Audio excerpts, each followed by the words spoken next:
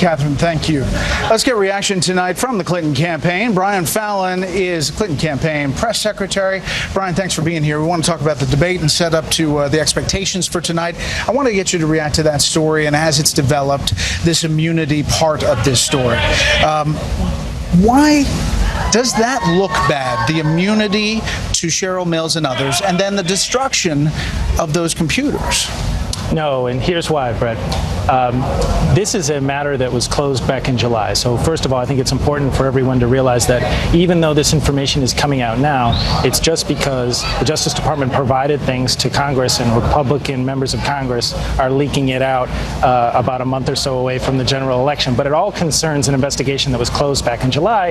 And at the time that the investigation was closed, Director Comey stood up at a press conference, we all remember it, and said that there was no basis to bring a case here. And he said it wasn't even a close call. And so at this point, we're delving into this. So to the extent that it's being aired now, let's talk about it. These were routine immunity agreements that were provided. They came after both of these two lawyers sat down and answered every question that the FBI had. They submitted to those interviews completely voluntarily. Then a couple weeks later, it was indicated by the Justice Department they'd also like to look at their computer equipment. They said sure. They had the opportunity to thoroughly examine it. And in terms of what happened to them afterwards, that's entirely up to the Justice Department and the FBI, so you'd have to ask them what they're doing with it. Well, I mean, that's kind of a the devices weird part are of it, in their hands. An immunity deal that has a destruction of computer tied to it.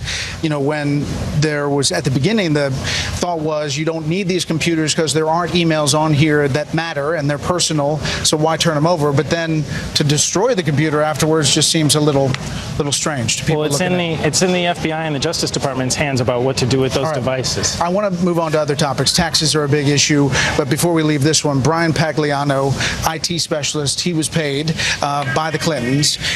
In 2011, he put the dollar amount that almost exactly matches the dollar amount that Hillary Clinton deducted on her taxes for computer work.